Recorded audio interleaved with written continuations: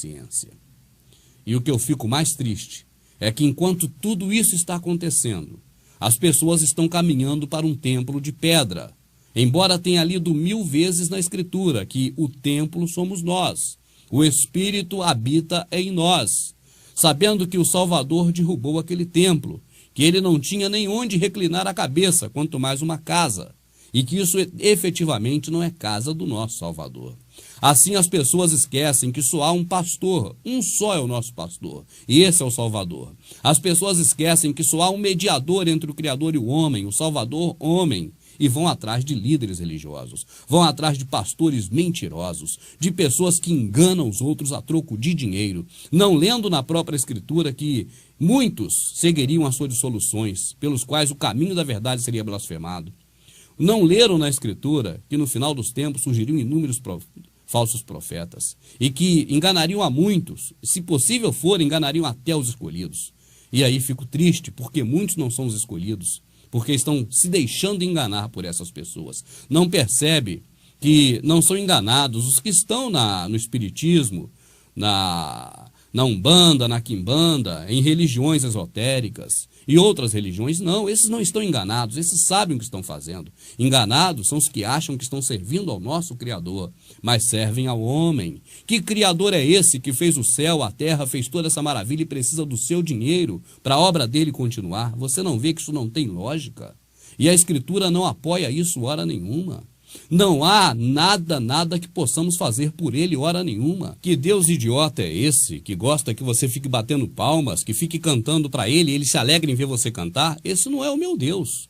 E eu creio que também não deva ser o seu, porque o meu Criador, aquele que deixou escrito para mim como me conduzir na Escritura, ele diz que ele nunca folgou com essas coisas. O que ele quer é a misericórdia, é o amor ao próximo. Naquele grande dia, ele vai perguntar assim: olha, eu tive fome e você me deu de comer? Eu tive sede e você me deu de beber? E você talvez dirá: não, mas eu estive na igreja, eu obedeci ao homem que você botou para poder eu obedecer, eu cumpri meus votos, eu dei o meu tudo, eu fiz o que eu podia lá pela igreja, eu fiz a sua obra. E ele dirá: apartai-vos de mim, maldito, que eu nunca vos conheci. Amado, o que você está servindo nesses locais não é o Criador. Essas coisas todas estão acontecendo, você está vendo que o fim está próximo. Do jeitinho que estava na Escritura está acontecendo. E nos templos, o que você ouve falar? Prosperidade, o amanhã vai ser melhor do que hoje, você vai ter sua casa, eu te revelo que teu emprego está surgindo. O povo todo indo em busca de coisas materiais. E esses cães gulosos, que Isaías chamou de cães gulosos, disse assim: esses cães são gulosos, são pastores que andam adormecidos, adoram tosquenejar, cada um só pensa em lucrar, cada um se torna pela sua denominação. Esses cães gulosos que Isaías já denunciava na sua época, o seu profeta, são exatamente esses que te puxam para esses lugares, invertendo a Escritura. Ide e falai é o contrário de vinde e escutai. Você está indo para escutar esses caras. Nessas sinagogas de Satanás está escrito: todo aquele que se diz judeus, tem práticas de judeus, imita judeus e não é judeu, é sinagoga de Satanás. Coisa de templo era coisa de judeu no passado, que ia naquele templo de Salomão. Os nossos servidores do Salvador mortos nas arenas, crucificados em Roma, atropelados por cavalos, esses que sofreram a vida toda por pregar a verdade e que, pasmem, foram exterminados num período antes de Constantino por Diocleciano, foram totalmente exterminados. Esses nunca frequentaram o templo, porque não participavam da safadeza daqueles homens do templo. Mas eles vão dizer: não, Pedro e João entraram no templo, sim, entraram. E no mesmo dia que eles disseram para aquele cara: não tem ouro nem prata, e que ele subiu no templo, eles pregaram. Quase 5.000 almas reconheceram que aquele lixo não servia para nada e saíram da denominação daquele povo. Tanto que os líderes lá daquela religião prenderam os dois, deixaram os dois presos e julgaram e iam matá-los se eles não fossem libertos pelo próprio Criador.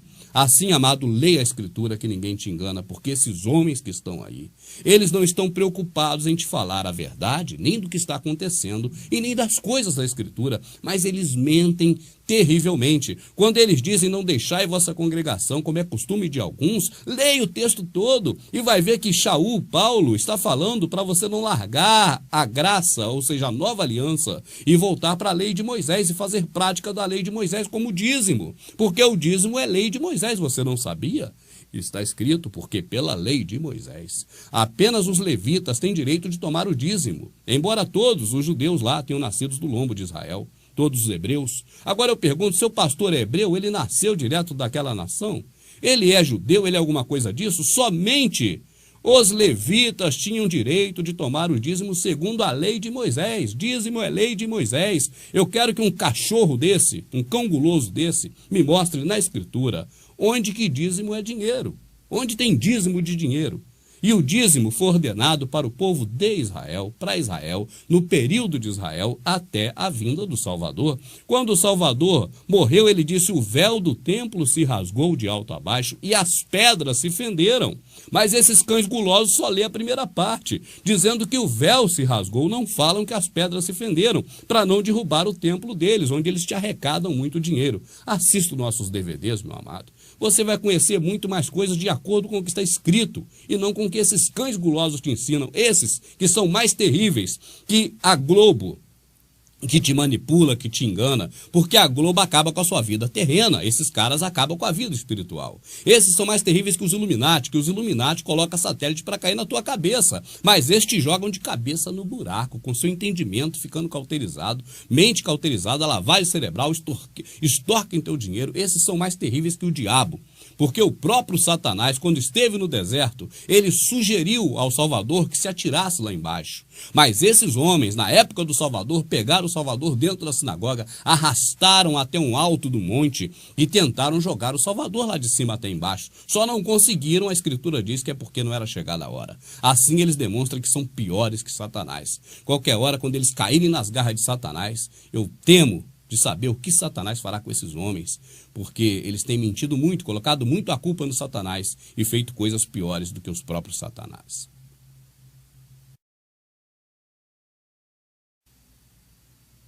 Amados, às vezes eu fico muito triste ao observar o modo pelo qual as televisões, a mídia, faz o nosso povo de idiota.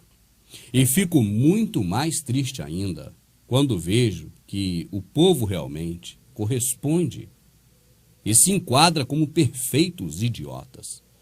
Por exemplo, no caso das sacolinhas, que foi o assunto inicial aqui desse trabalho, você sabe muito bem que o grande poluente do meio ambiente, o grande vilão, não são as sacolinhas que eram dadas nos supermercados, mas o próprio plástico que essas indústrias poderosas dos Illuminati vêm produzindo discriminadamente. Assim, as televisões nos fazem de idiotas. E aí nos aconselha a trabalhar com a reciclagem. E aí nós vemos pelo próprio YouTube, pela internet, diversas pessoas pegando essas garrafas de lixo, garrafa PET, fazendo abajur, fazendo brinquedo, fazendo utensílios, fazendo decoração com esse lixo, dizendo que é reciclagem, adornando as suas casas com um monte de lixo de garrafa PET. E quando você vê a televisão filmar a casa dos ricos, dos artistas, você não vê um desses objetos lá. Isso não é para eles fazerem, é para você fazer, porque eles te fazem de idiota. É uma forma que eles têm de dizer que o lixo que eles produzem e ganham muito dinheiro produzindo, vão agora servir para decorar a sua casa. E quando eu vejo então esses vídeos na internet, de pessoas inventando coisas, fazendo tipo de arte com garrafa de plástico PET, eu fico muito mais triste do que quando eu vejo eles próprios fazendo a gente de idiota. Porque eu vejo que as pessoas se colocam realmente na condição de idiota. Meus amados, eles pensam, inclusive, em reaproveitar as peças de satélites dele que caem na Terra para tornar mais barato o envio deles. De satélite, a reciclagem deles é outro tipo de reciclagem. Cai na sua cabeça, te mata e eles reutilizam para colocar lá em cima para cair de novo na sua cabeça. Esse é o plano deles. Você viu aqui nesse trabalho a reportagem internacional falando sobre isso. Assim eles te iludem agora, fazendo com que você perca seu tempo, se distraia, tentando fazer objetos de decoração com os lixos que eles produzem. Não poderiam continuar utilizando as garrafas de vidro? É incômodo levar ali uma garrafa de vidro de volta para comprar um refrigerante? Talvez até seja, mas você não gostaria de pagar um preço pequeno para perpetuar mais ainda a sua existência nesse planeta e deixar que esses caras se afundem no lugar de obterem lucros abusivos, fazendo você de trouxa, te iludindo e te enganando? Ah, meu amado, o pior de tudo isso é que esse lixo que eles produzem para você transformar em decoração para a sua casa não é nada diante do lixo que eles estão colocando lá em cima. Tudo que sobe tem que descer. Mas eu fico realmente muito triste de ver que o povo se enquadra como perfeitos idiotas na mão da mídia. Dois objetos bem diferentes apareceram no norte do Maranhão. Os moradores dizem que viram quando os objetos caíram do céu, mas ninguém sabe ainda como eles foram parar ali. Ninguém sabe ainda o que é a bola estranha que aparece nestas imagens feitas pelos moradores da pequena Anapurus, no norte do Maranhão. A esfera parece ser de ferro, meio queimada e com um tipo de rosca na parte de cima, uma esquisitice só, que teria caído do céu num terreno da zona rural e com o impacto derrubado 2 árvores. Os moradores contam que viram uma bola de fogo caindo. Em seguida, ouviram um estrondo. Foram procurar nas redondezas e encontraram o tal objeto não identificado. Uma história bem parecida com a contada pelos moradores de uma outra cidadezinha, a 300 quilômetros de onde a bola estranha apareceu. Foi em Tufilândia. O objeto, que parece uma placa de metal, ficou cravado numa árvore. Tem os moradores de algumas cidades do estado de Wisconsin, nos Estados Unidos, avistaram uma grande bola de fogo que atravessou o céu e provocou um forte clarão. Segundo o Serviço Meteorológico dos Estados Unidos, o fenômeno pode ser avistado em outros estados do país. Uma misteriosa explosão feriu 8 pessoas e deixou uma mulher morta na Argentina. Segundo a polícia, a vítima era uma peruana que estava na cidade visitando a família. De acordo com testemunhas, uma bola de fogo caiu do céu durante a madrugada e atingiu a cidade de Esteban Echeverría, próximo a Buenos Aires, e também destruiu casas e carros.